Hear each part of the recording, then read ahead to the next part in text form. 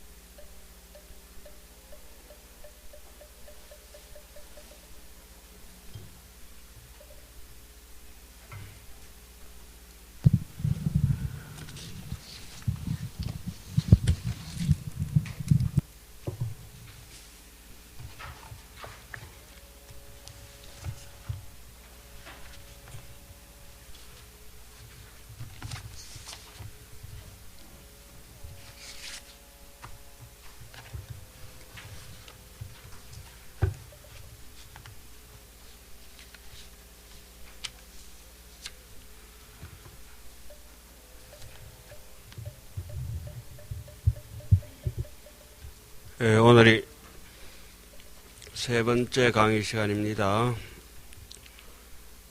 가지고 계신 교재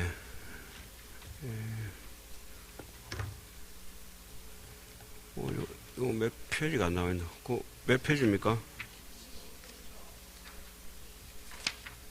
29쪽입니다. 29쪽 제2해양을 표한 가루라 왕부터 시작되겠습니다. 지금 상당히 우리가 지금 중요한 부분이라서 좀 진도를 나가야 되는데 뭐 경전의 진도가 어디 있겠습니까만은 진도를 나가야 되는데 조금 머뭇거리고 있는 입장이죠. 그래도 또 짚고 넘어가도록 하겠습니다. 지금 여러분들께서 하시고 계신 이 부분은 마치 어머니 자궁 속에서 처음 생명이 잉태되는 거와 똑같습니다.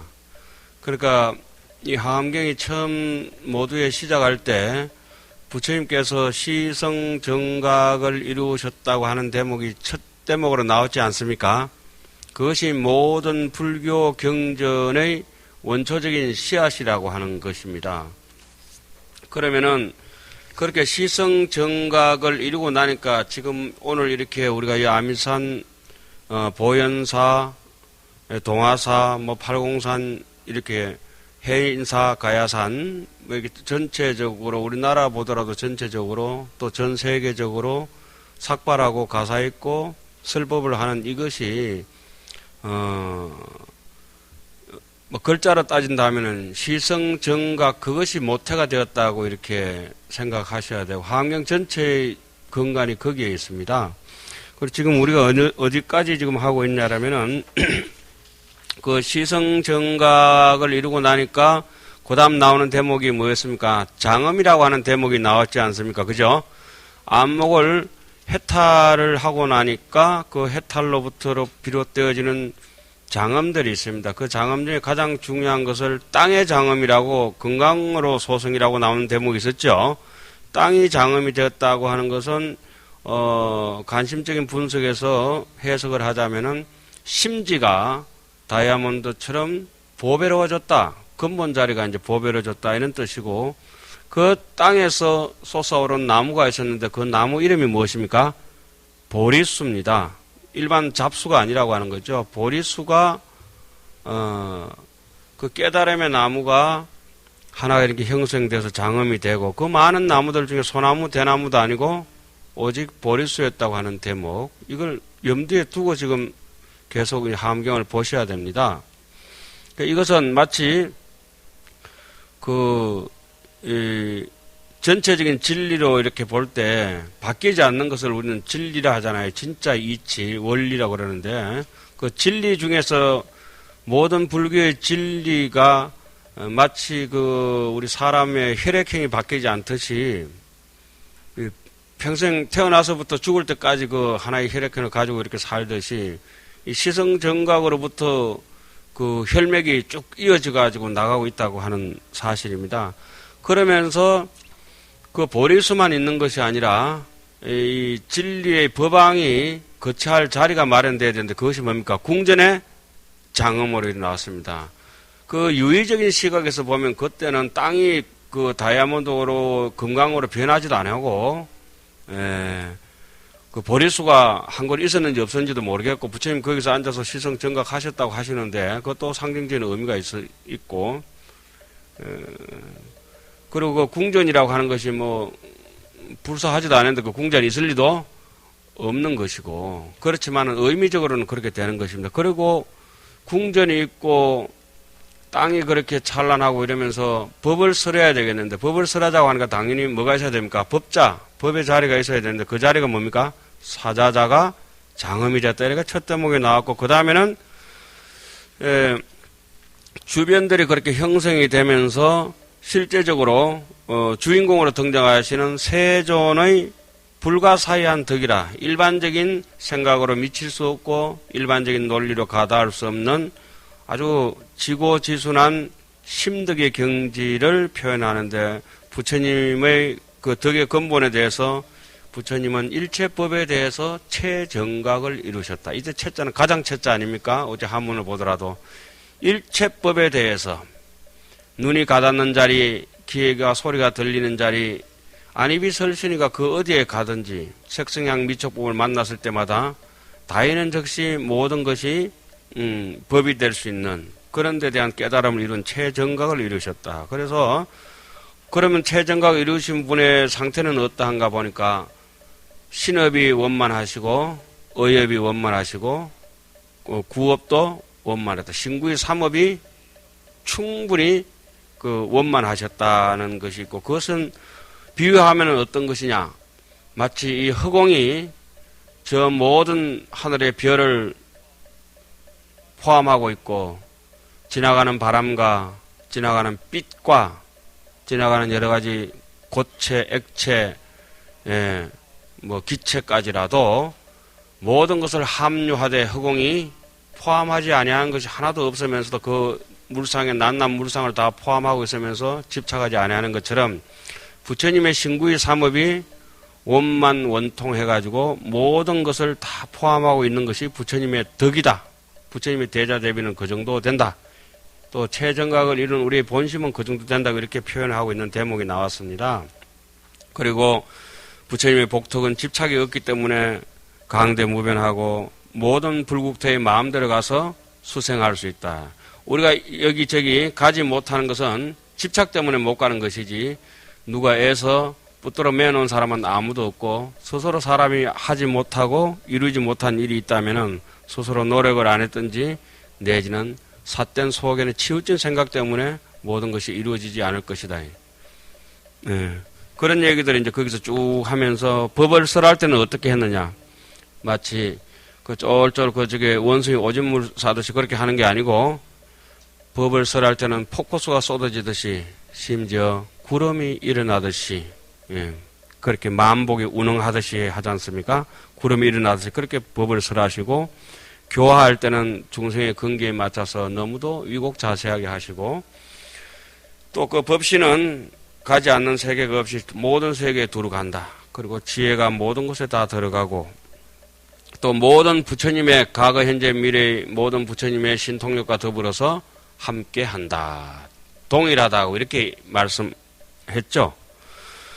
거기까지 하고 난 뒤에 지난 시간에 여러분들께서 이제까지 시성정각이 제가 말씀드리는 원초적인 단초입니다. 단초. 그것보다 더 중요한 것은 이 불교의 8만 대장의 해인사 전체를 다 못 온다 하더라도 설사 마음이 있다 하더라도 시성정각의 대목이 나오지 않으면 경전이 성립이 되지 않습니다. 반야신경도 시성정각에서 나오고 대반야경 600권도 거기서 나와야 되고 지금 우리 살림하고 있는 법화살림도 거기에 이제 비롯돼야 되고 이 하암살림도 거기에서 비롯돼야 됩니다. 시성정각을 이 하암경 하실 중간에 뭐 중간에 간간히 제가 이렇게 말씀을 드리겠습니다만은 이것은 참 사람으로 태어나서도 너무 아름다운 소리를 들었다. 그러면 여기에 견주어서 시각, 나도 비로소 깨달음을 얻어야 될 텐데 어떻게 할 것인가. 지금 뭐 마음이 다 부처라고 하더라도 실제로 그런가 이렇게 돌아볼 수 있는 계기가 바로 시성정각이고, 그 다음에 시성정각하면은 모든 것이 장엄이 된다. 장엄이 되면은 거기에 장엄된 자리에 앉으실 분은 세존의 불가사의한 덕이 펼쳐지고, 그 다음 대목이 그 장군 혼자만 있어가지고 그 장엄이 되는 것이 아니고 이제 쫄병들이 쭉 따라 나서야 되죠. 그 쫄병들 따라 나서는 길이 뭡니까? 지금 법회 대중들이 쭉 등장하고 있습니다. 이 대목을 청량국사께서는 낱낱이 법회 대중들이 몇 분이 여기서 주변에서 옹호하냐라면은 뭐 8만 4천 무수한 대중이 있지만은 이론적으로 여기서 대표적으로 딱 잘라서는 하안경이 몇 품입니까? 예? 지금 우리 80건 하안경이 몇 품요? 39품. 그러면 대중들이 몇 품이 등장해야 되겠어요? 39품. 예? 어디선가 들리는 소리. 39품이 등장해야 됩니다. 그러면은 39품을 등장시키는 와중에 제일 먼저 십신설법에서 거기는 근본적으로 얘기니까 십신설법에서는 제일 먼저 보현보살로 해서 제대 보살들을 등장시켰죠. 예, 십신만신까지 하고, 그 다음에 이제 39품이 쭉 등장하게 되는데, 직근강신, 신중신, 그 다음에 족행신중, 도량신, 이래가 쭉 이름이 나와가지고, 어딥니까? 주성신중, 주지신, 주산신, 주림신, 주약신, 여기까지 해가지고 신들이 쭉 나옵니다. 신이 나오는 대목이 몇 명요? 19품. 몇 품요? 19품. 신이 그게 끝나고 난 뒤에 주야신, 주주신이 끝나고 난 뒤에 아수라, 가루라, 긴 나라, 짧은 나라, 마우라가 야차왕, 제대영왕, 구반다 이렇게 쭉 나오는 대목이 있지 않습니까? 그죠? 그 대목이 몇 분 나오겠습니까? 그 대목하고 도리천, 야마천하고 다 합쳐서 20대목이, 20가지 대목이 나옵니다. 그러니까 축생계, 그 다음에 또 욕계, 마지막에 색계 제천까지, 욕계 색계까지 이제 다 이제 하늘까지 이제 그 낮은 데서부터 높은 데까지 쭉 등장하는 인물들이 지금 한 20군데 나와서 앞에 19개 하고 뒤에 20개 하고 합치니까 몇 개입니까? 39중이 등장하고 있습니다. 그 중에서 우리가 지금 하고 있는 대목이 십신 끝나고 보현보살 나오던 그 대목요. 그 다음 10주에서 직근강제 신중신 족행신중 어제 주약신 끝나고 10행까지 갔죠. 10행까지 가가지고 주주신 끝나고 10해양 대목에 누굽니까? 아수라가 나왔지 않습니까? 그죠? 예? 그래서 오늘은 10해양 두 번째 대목 제2주 누구요? 가루라. 예, 가루라왕 거기서부터 이제 시작이 되겠습니다. 그렇게 지금은 시성정각을 하고 장엄을 이루고 세존의 불가사의한 덕을 찬탄하고, 그 다음에 법회 대중들이 전체적으로 모여가지고, 법회 대중들이 모이면은 이제 법을 듣겠다는 뜻이겠지요. 예. 그 중에서, 대표적으로 지금 설하고 있는 것 중에서, 십신, 십주, 십행, 십해양 중에서 두 번째 제2해양을 표한 가루라 왕, 요 대목부터 되겠습니다. 여러분 대충 이해가 가시나요? 예. 오늘은 조금 각오를 하셔야 됩니다. 상당히 많은 양이 나갈 것 같습니다. 부유, 또 불가사의한 수의 가루라 왕이 있으니 그 이름은 대속진력 가루라 왕가. 가루라라고 하는 것은 옛날에 번역할 때는 금시조라고 하죠. 용을 잡아먹는 새라고 이렇게 얘기를 합니다. 그런데 정확하게 이제 해석을 하자면은 묘시조라고 합니다. 묘시라고 하는 거는, 묘라고 하는 거는 그 깃털에다가 왜 공작새처럼 찬란하게 돼가 있지 않습니까? 그러니까 묘하게 장엄됐다가 묘시라고 합니다. 닭이 황금색으로 있으면 뭡니까? 금괴, 그죠? 예. 그리고 이제 공작처럼 하얀 깃털을 가지고 있어 묘시조라고도 이렇게 가루라를 표현을 합니다. 요거는 용을 잡아먹습니다. 별로 안 좋은 거죠. 용을 잡아먹는 거는 별로 안 좋은 새죠. 그 이 새가 이제 대속진력 가로왕이 제일 먼저 등장하는데 이 새가 용을 잡아먹을 때 금강산 저기 나무 그늘에서 쉬다가 바다에 용을 잡아먹을 때 바다 물속에 그냥 손살같이 들어가서 용을 잡아가지고 낚아채가 나와가지고 다시 금강산 꼭대기에 자기 한지 본처 처소에다가 용을 잡아먹는 그 자리에 딱 돌아왔을 때 왜 대속진력이다 왜 이렇게 빠르냐고 했느냐 하면은 그 저 용을 잡아가지고 금방 갔다 왔는데도 저기 물이 닫히기도 전에 돌아온다는 거예요.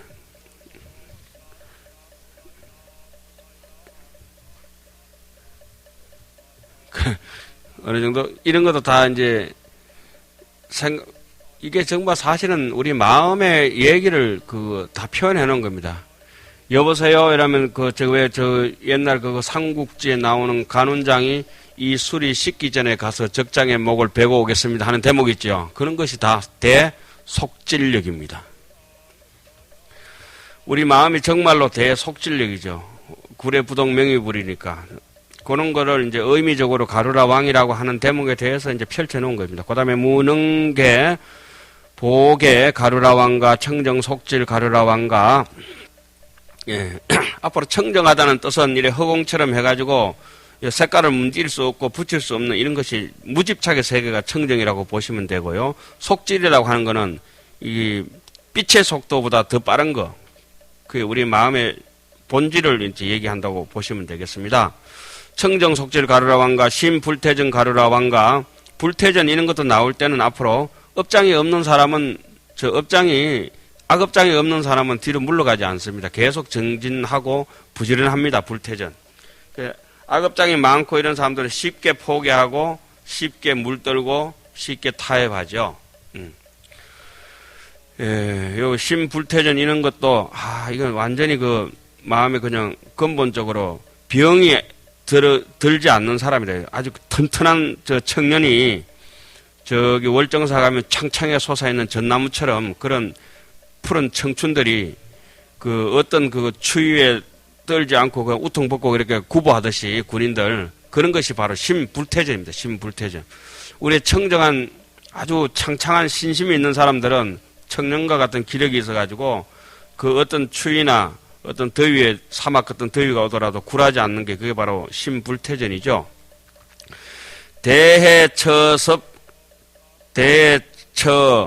섭지력 가루라 왕가, 경고 정강 가루라 왕가, 교원관계 가루라 왕가, 보첩 시현 가루라 왕가, 보관의 가루라 왕가, 보훈강목 가루라 왕들에 이러한 이들이 상소화되어 부사현 수인이 모두 이미 큰 방편의 힘을 성취해서 일체 중생을 잘 구호한다.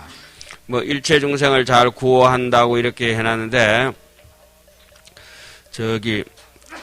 용이, 가루라한테 늘 잡아먹히긴 하지만, 용이 가루라한테 안 잡히면 먹는 방법이 하나가 있습니다. 뭐가 있냐 하면은, 여기 가사 한 올이라도 용이 걸치고 있으면은, 금시저도 범접하지 못한다고 하니까, 우리가 이렇게 함경 한 구절이라도 여기서 살아간다면은, 세상에 잡아먹힐 가루라들이 우리를 덮친다 하더라도 부처님의 위실력이라든지 삼보의 위실력으로 잘 이제 인생을 헤쳐나갈 수가 있다고 하는 이런 대목도 경전 속에 나오기도 합니다.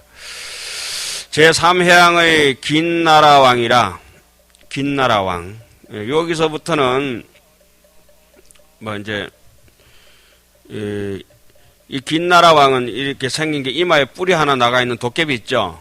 이마에 뿔이 하나 나가 있는데 얼굴이 면극단정이라 얼굴이 정말로 단정하게 잘 생겼어요. 그래서 사람이 형상인데 그래서 이 긴나라는 다른 말로 번역하면은 의심할 어자에다 몸신자 의심이 되는 거라. 뭘 의심하냐면 여러분들 흔히 보셨지만 인비인이라고 보셨죠. 인인가 비인인가 사람인가 아닌가 이렇게 고개를 갸우뚱은 중국말이죠. 잘 모르겠다. 프랑스 말로는 잘 모르겠다. 아리송, 달송. 예? 아프리카 말로는 긴가, 민가.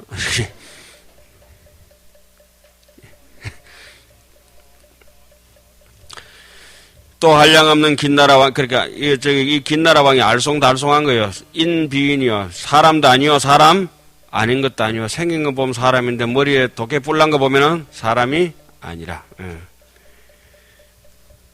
그러면서도 노래를 또 잘해요. 이 긴나라왕이. 보는 사람마다 의심하기 때문에 의신이라 그래요. 그 이름은 선해 광명천 긴나라왕과 묘화당 긴나라왕과 종종장어 긴나라왕과 열의 후성 긴나라왕과 보수강명 긴나라왕과 견장헌라 긴나라왕과 재성장강장음 긴나라왕과 미묘화당 긴나라왕과 동지력 긴나라왕과 섭복악중 긴나라왕들은 이러한 이들이 상수가 되고 그 수가 한량없으니 모두 부지런히 정전해요. 모든 법을 관찰해 마음이 항상 즐거우며 자제하게 논인다. 그러니까 얼굴이 극단정하겠죠. 가형을 좋아했다. 이러죠. 노래를 잘한다고. 제4향을 표한 마후라 왕가. 이 마후라 왕은 그 요즘 뭐랄까요. 그 아나콘다 같이 이래가지고 뿔뿔 귀 댕기는 이무기 같은 거. 그거 이제 마후라가라 그러죠.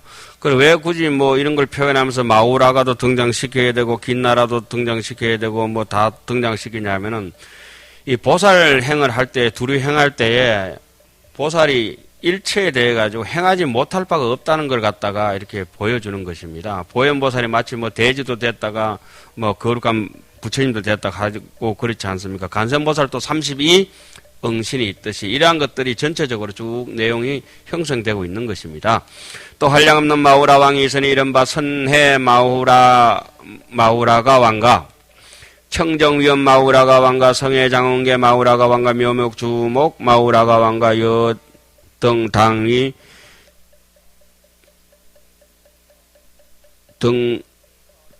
등당과 같이 대중을 위하여서 기하는 바 마후라 왕가.